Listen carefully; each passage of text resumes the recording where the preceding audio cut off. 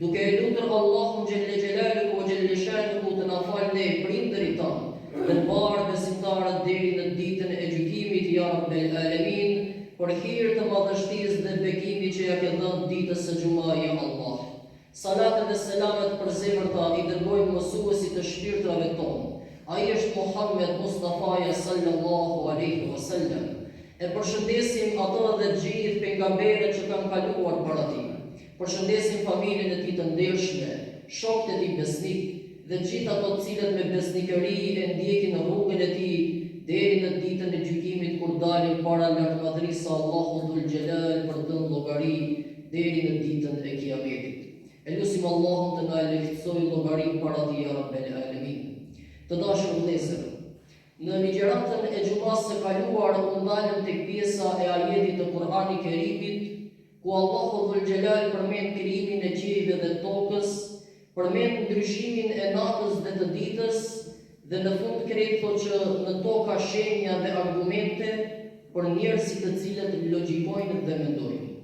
Tani jemi në pjesën e parë të ajetit të Kur'anit Kerimit, dhe me këtë do të mundohemi të nxjerrim disa mësime çka ka dashur Zoti i lartëmadhëruar të na thotë ne. Dhe këto shembuj që Allahu i madhëruar i ka pru, çka dëshiron dhe çfarë mesazhi dëshiron të na japë ne. Inne fi khalqis samawati wal ard. Me të vërtetë në krijimin e qiejve dhe të tokës. Wa ikhtilafi al-layli wan-nahar.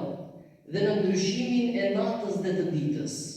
Ka argumente të shëndosha për ato njerëz që logjikojnë, për ato të cilët janë të zotët e mendjes.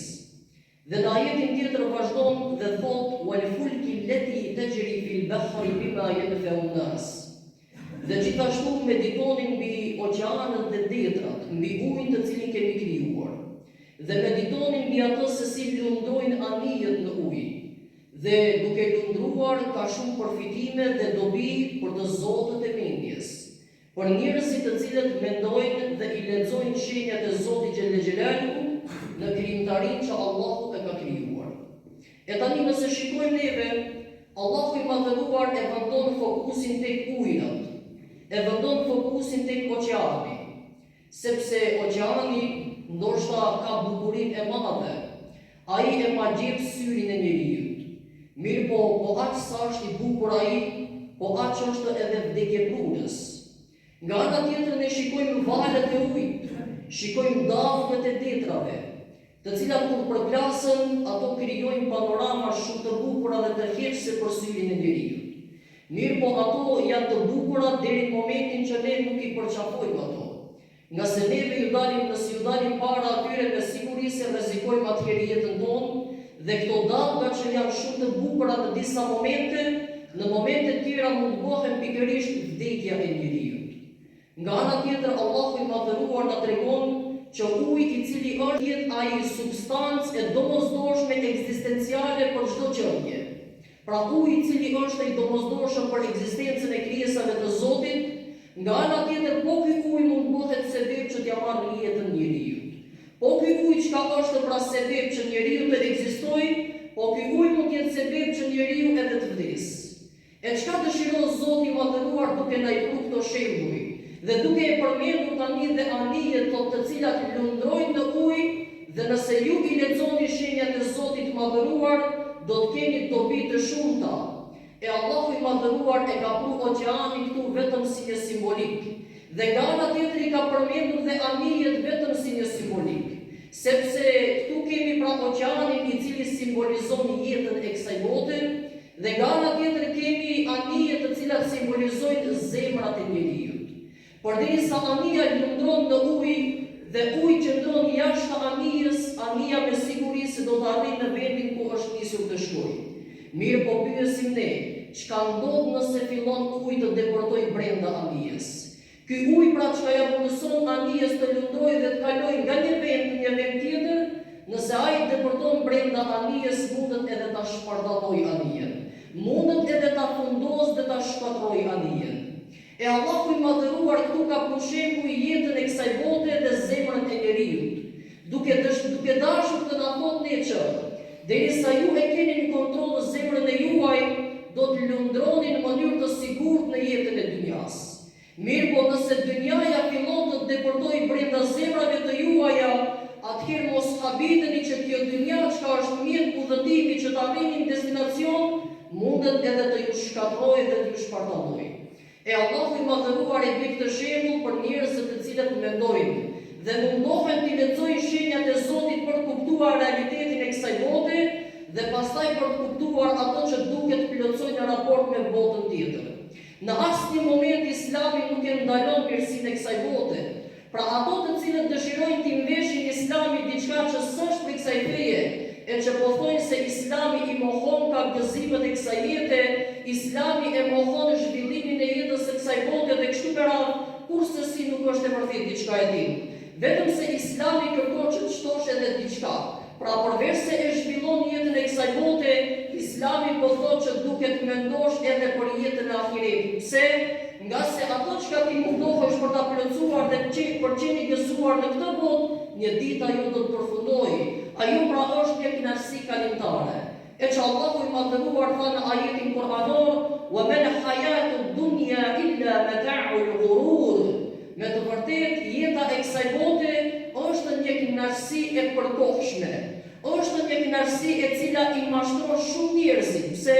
Për arsye se njerëzit duke investuar që t'i arrijnë këto kënaqësi, shpeshherë edhe harrojnë kënaqësi që duket t'i arrijnë në botën tjetër. Mata'ul ghurur. Çka është fjala mata'? Mata' është që ajo çka e mpin njeriu dhe e largon nga një realitet tjetër. Neve kur shkojmë tek mjeku, nëse dëshirojmë që ta nxjerrim dhëmbin, ai së pari na jep në xhipor. Për çka? Na e fut ilaçin të na e mbi neve vendin ku do e nxjerr dhëmbin. Dhe çka ndodh në këtë moment?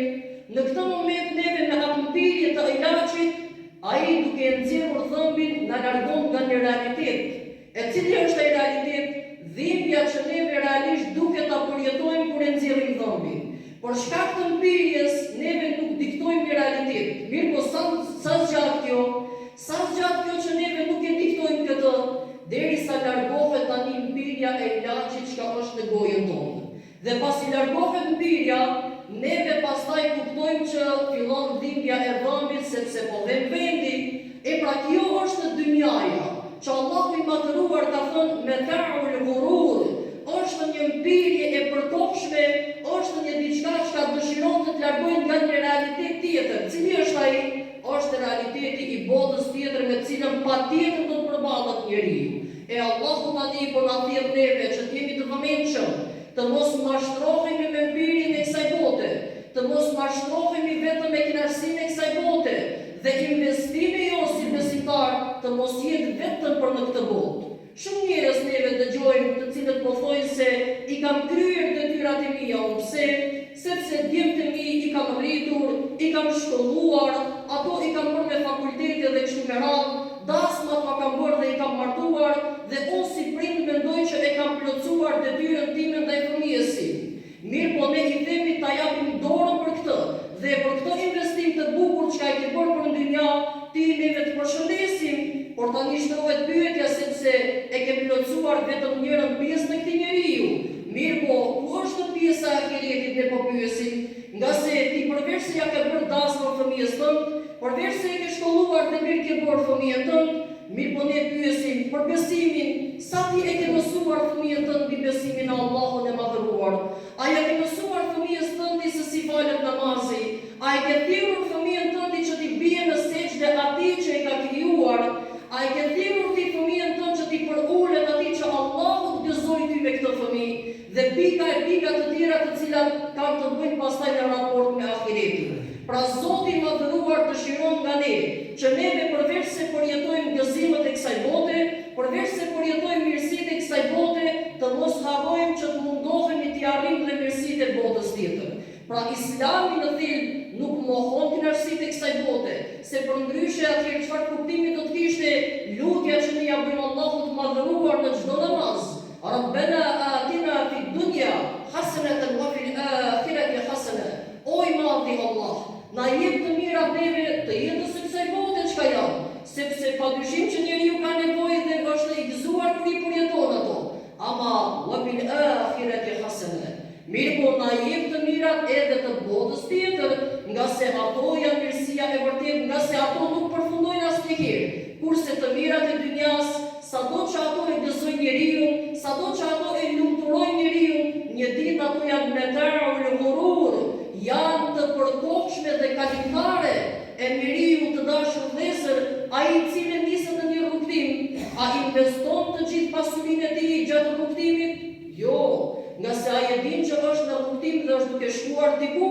E mirë pra, neve duke e kuptuar tani thelbin e kësaj jete, si mundet e gjithë lodhja e njeriu, i gjithë kontributi i njeriu, gjithë përpjekja e njeriu, qëllimi ta kenë jetën e kësaj bote. Ndërkohë që Allahu i madhëruar na thotë që oqeani ku lundron anija është vetëm mjet, ai nuk është vendbanim, ai është mjet që të mundson të arrish diku. Pra jeta e kësaj bote është vetëm mjet dhe nuk mund të jetë qëllim final.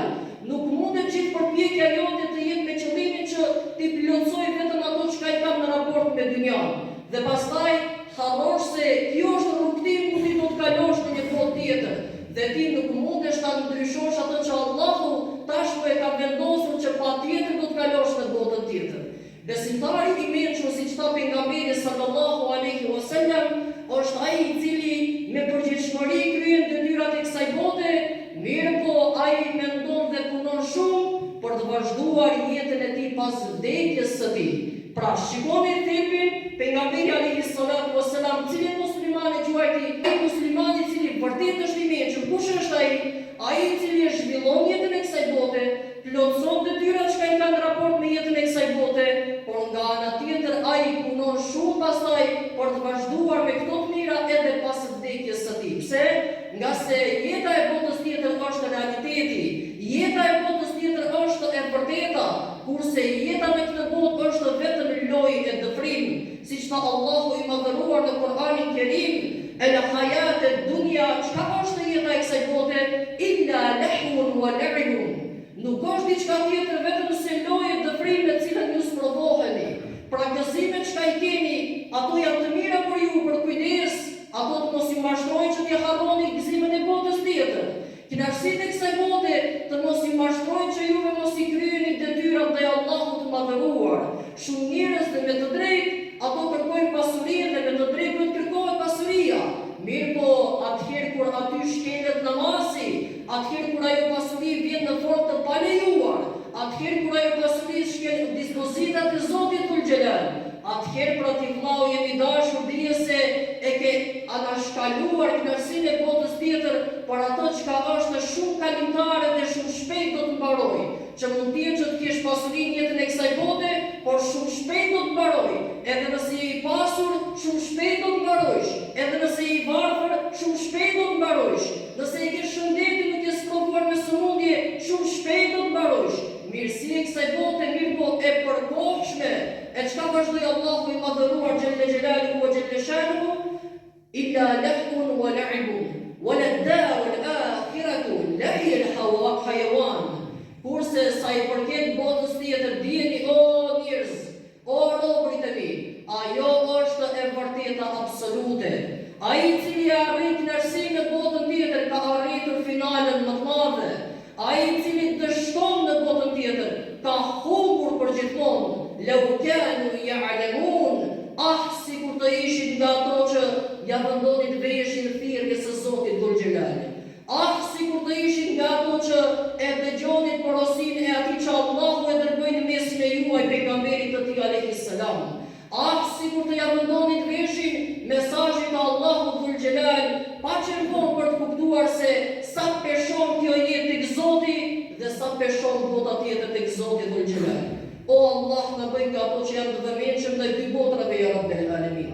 O i madhi Allah, na bëj që me përpikmëri të plotësojmë detyrat tona ndaj jetës së kësaj bote ya Rabbi. Por i madhi Allah, na bëj nga ato besimtarë që me përpikmëri plotësojnë detyrat që i kanë obligim ndaj madhërisë tënde ya Rabbel Alamin. O i madhi Allah, na jep mirat e kësaj bote, na jep mirat e botës tjetër ya Rabbel Alamin. O i madhi Zot, po lutemi tek madhëria jote, që t'jemi nga ato besimtarë që me veprat tona fitojnë kënaqësinë tënde në jetën e kësaj bote, por mbi të gjitha të gjejmë të kënaqur ty kur dalim para madhërisë tënde në ditë të gjykimit ya Rabbel Alamin.